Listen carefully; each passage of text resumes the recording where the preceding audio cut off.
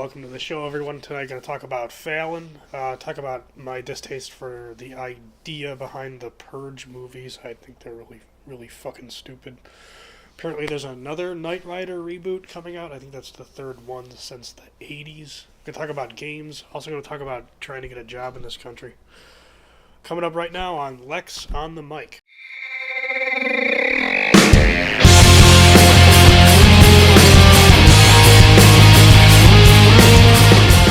Welcome to LexWattz On The MiC. Going to talk about some stuff. First off, the big story, probably the biggest story of the whole year, Jimmy Fallon to host The Tonight Show. That's it. That's the hugest gig in TV. I like Jimmy Fallon. Do I feel that this is a good move for The Tonight Show? Absolutely not. If they thought Conan O'Brien polarized the audience by skewing to a younger demo than The Tonight Show is used to having, Jimmy Fallon, probably his demo is even younger than Conan's. I feel like this will polarize the audience, and it'll have that same downswing after the initial blast off point for Fallon. It'll have that downswing of viewership. Question is, will NBC just stick with it?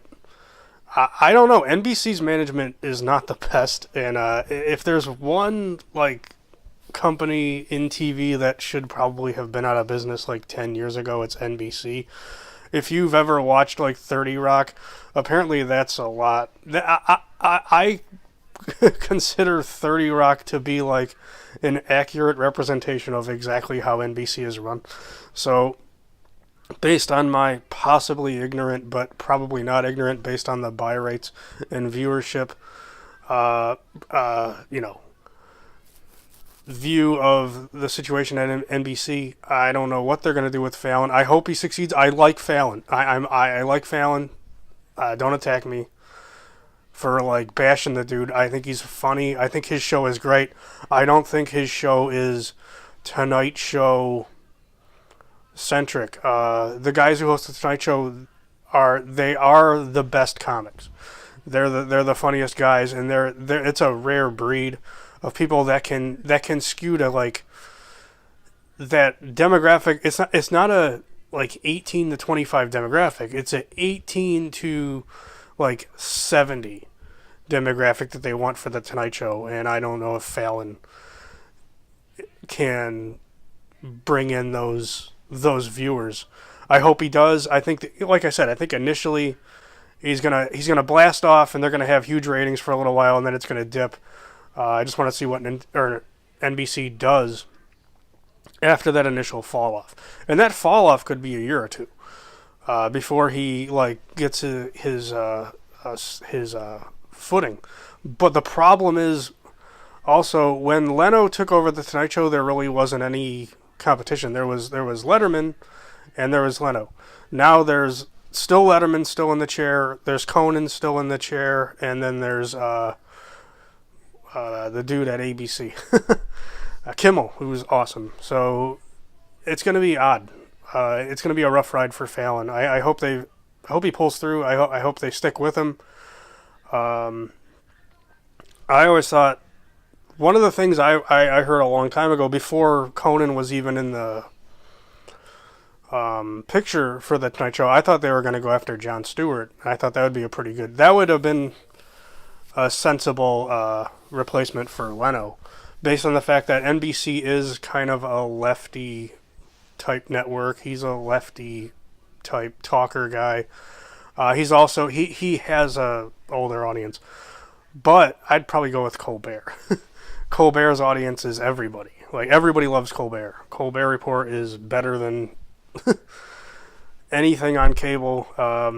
It's just the way he delivers stuff is perfect and spot on. So I don't know. I always thought Jon Stewart was going to take over the Tonight Show, and then Conan took it over, and that didn't work. And now they're going to try Fallon. Don't know. Yeah, it's a wait and see type of deal there. Gonna go on to game news now. I'm just really tired of hearing about 60 frames, 1080p. I'm really tired. I just can't take it anymore. All you hear about it, every game site. That's all they want to talk about. This game's not going to play in this. This game's not. I don't care. You guys act like if I played games before 1080p, I couldn't even see them. What was I playing then? What was I doing when I was playing Genesis? I couldn't see the games because of the jaggies and because it wasn't in fucking 60 frames per second. I must have been like, it's like, I don't know. How did my eyes work? How did I even fucking play this shit? How is this shit fun? Because I don't think Ocarina of Time is 1080p, but it's better than 99.99% of the shit that's come out in the last 5 fucking years. So I'm really tired of hearing about it. And it's all mostly, I know it's all fat, douchey, like, teenage cunts who live in their parents' basements and are going to be dead at 27 because of, like, whatever, multiple heart attacks and shit. But still, man, what the fuck's wrong with you people? 1080p, it's great. HD, alright. It's good for a few things. Video games is one of them. Is it necessary? Not really. The cool thing, and it's usually the PlayStation kids that are complaining about this because I think that the Sony brats are a little bit younger. And, whatever. It doesn't matter. There's cunts on both sides. I'm not skewing to either side. There's no point. But I'm just really tired of hearing about it. One of the selling points for me at E3 was this game called The Order, and it was a PS4 game. And it looked really cool. It's basically a Victorian era, like, steampunky, shoot 'em up, like not fighting, but adventure game. Okay. And it looks really cool. And apparently it runs at 30 frames per second, and it's on the PS4. And I don't care because it looks really cool. And it is one of, if it's good, you never know if games are going to be good or not until they come out. But if it's good, it will be a selling point, and it will be one of the reasons I buy a PS4. The other reason I'm buying a PS4, honestly, and it's the main reason, is MLB The Show. I think I mentioned this before, but MLB The Show is, I'm going to say it, it's the best thing Sony's got going, and it is hard to make a good baseball game. So, and I don't know why 2K doesn't know that. Maybe they just don't know that their baseball game sucks, which is ridiculous because I mentioned it before, their basketball game is, NBA 2K14 and 13 and 12 are stellar, top-notch games, top sellers every year. Baseball, I don't know. Maybe they never really watched the sport. I don't know. But, yeah, man. I don't have an Xbox One yet, but I will be buying one, and the big reason I will be buying one before I buy a PS4 is because of Titanfall, and that's the only reason.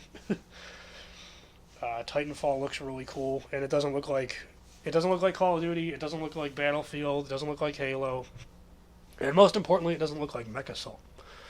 I have a couple buddies who are doing the beta or signed up for the beta, and I know a few people who might work at EA who say it's going to be the first killer app, and it's going to be the first game that's truly next gen. Not meaning like in graphics, because apparently it plays at 790p or whatever fucking bullshit.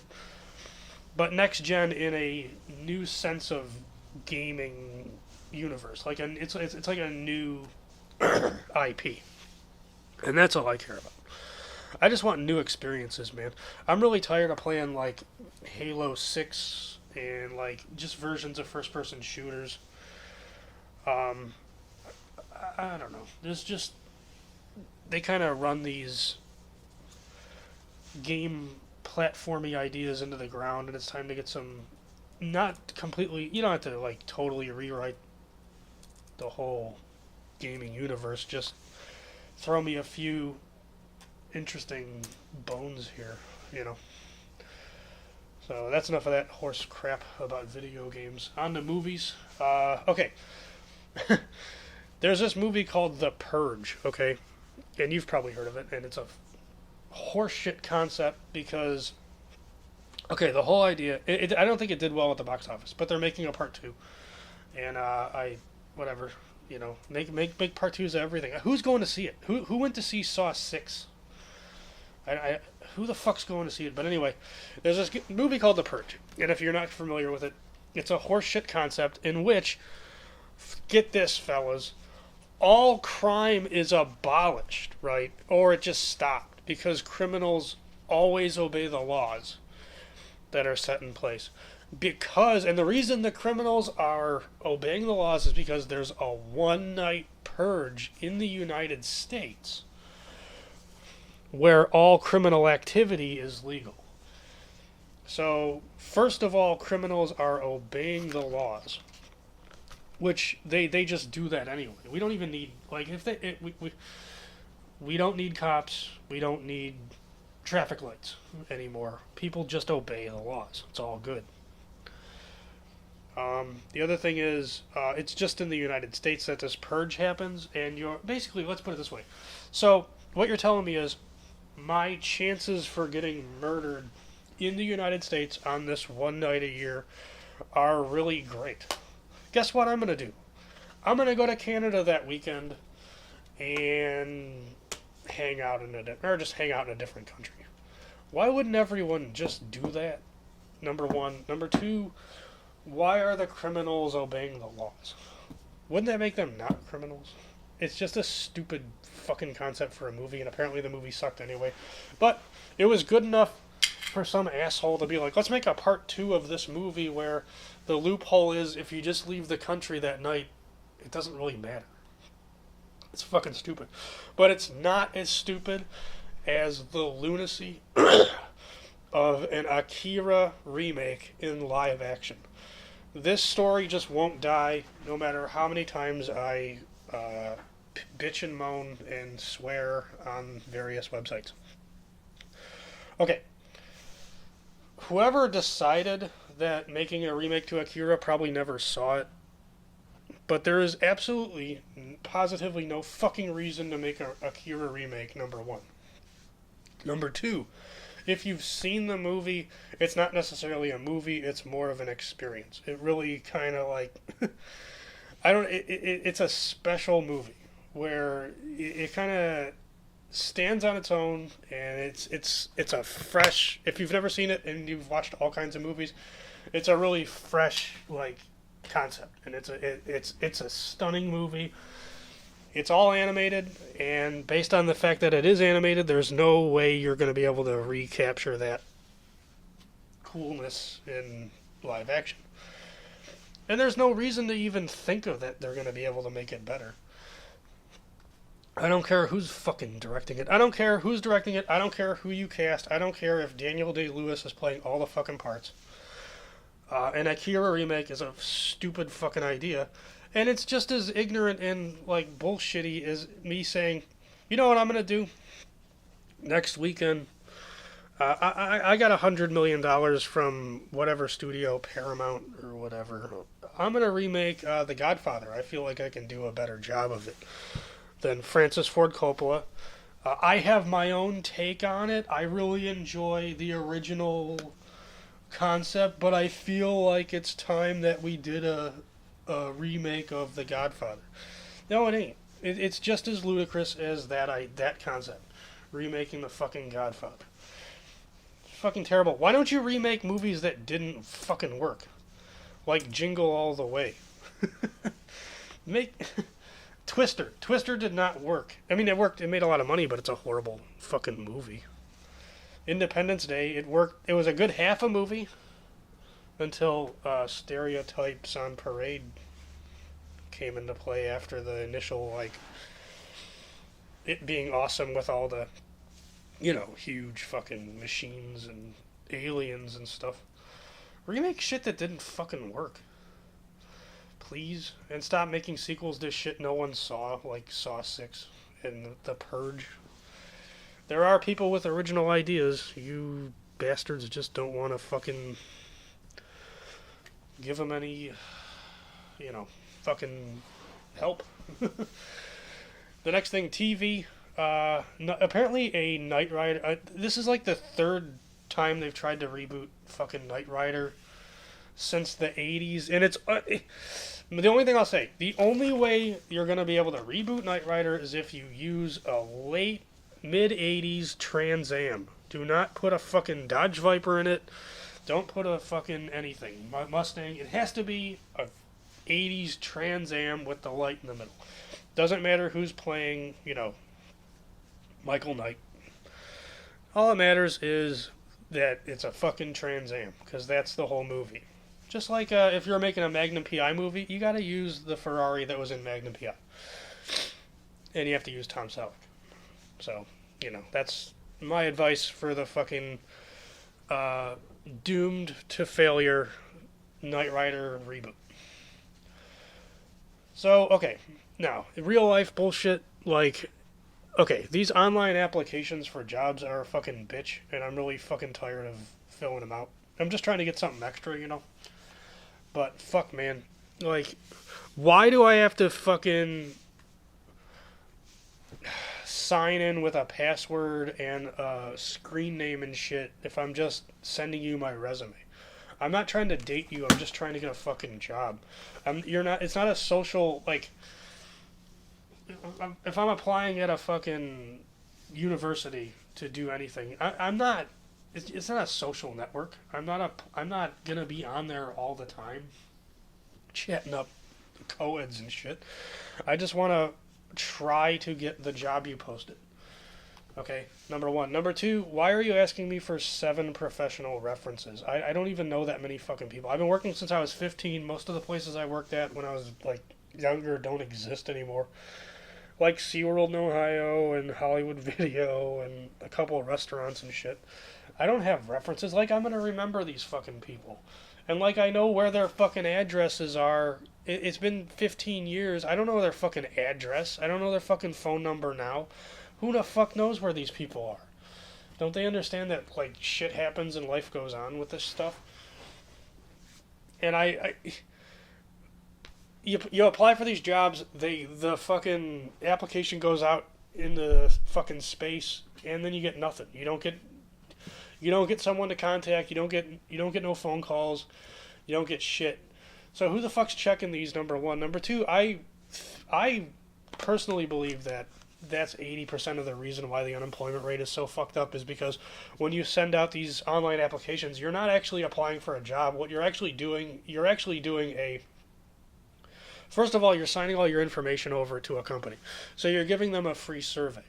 And that's making it look like you're interested in whatever that company is, whether it's Arby's or whatever, Dollar Bank, for example.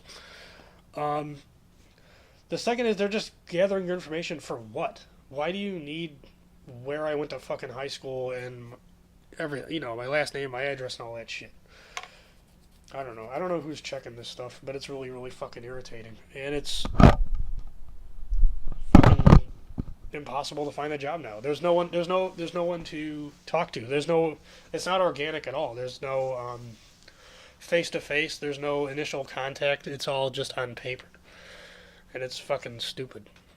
And to be honest, man, the internet's great for a lot of stuff. It's great for communicating and watching videos and a lot of stuff.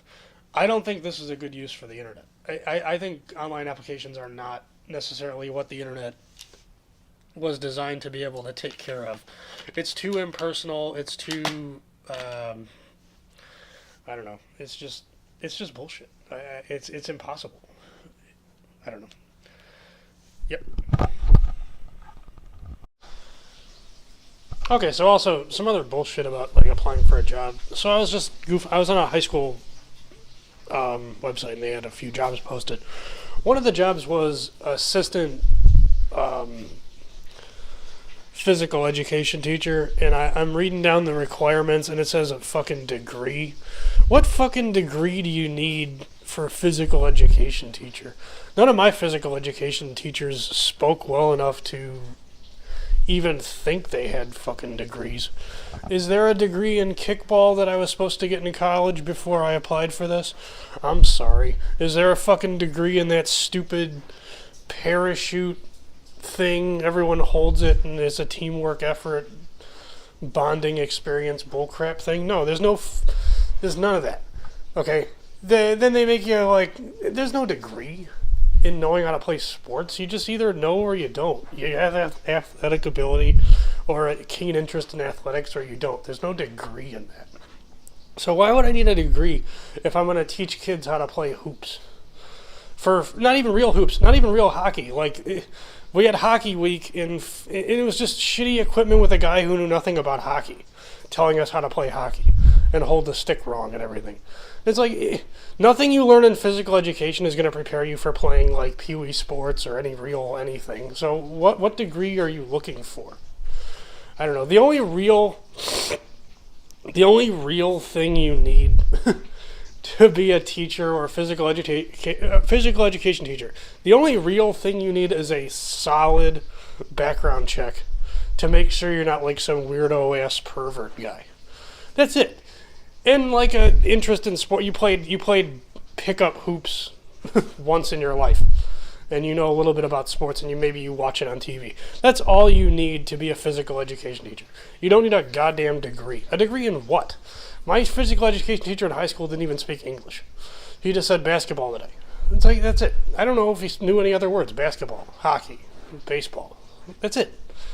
You don't need a degree. There's no degree in physical activity, sports, teachery. Fucking stupid. Okay, so, yeah, enough of that bullshit. Let's go on to the Winter Olympics. E-Olympics, whatever. Olympics.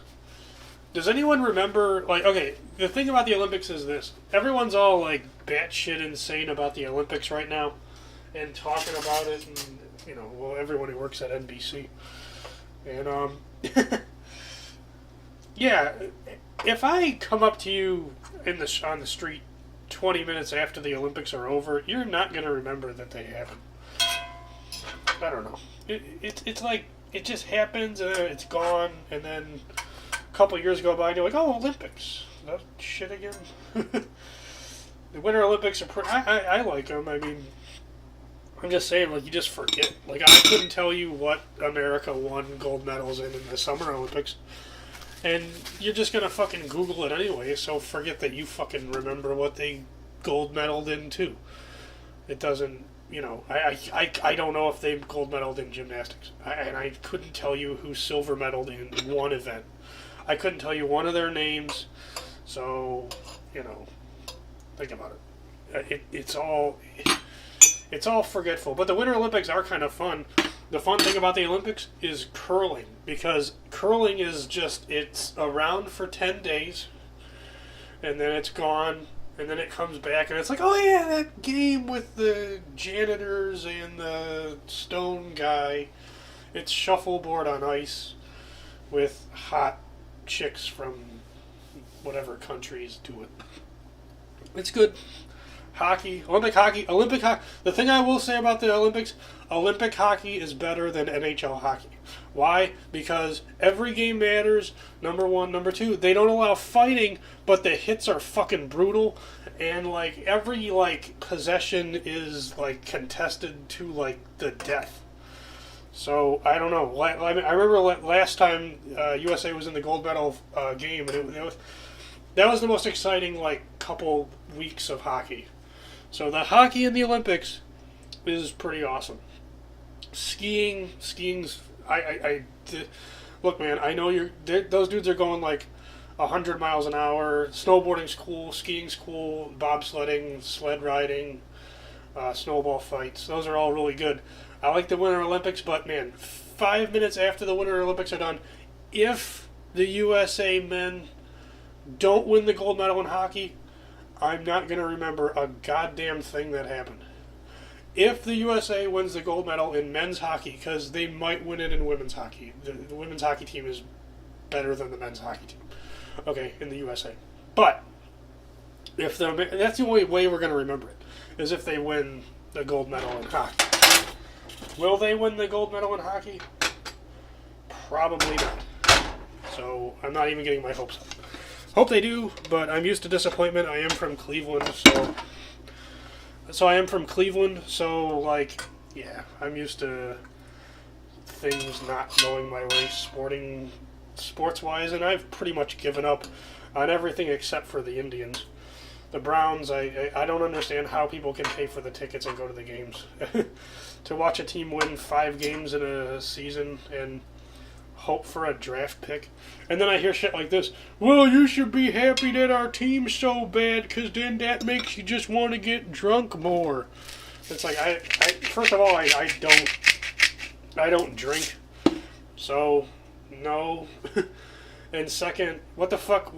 So parading around a bunch of overpaid losers who live in mansions is okay for you because it allows you to be depressed enough to get wasted.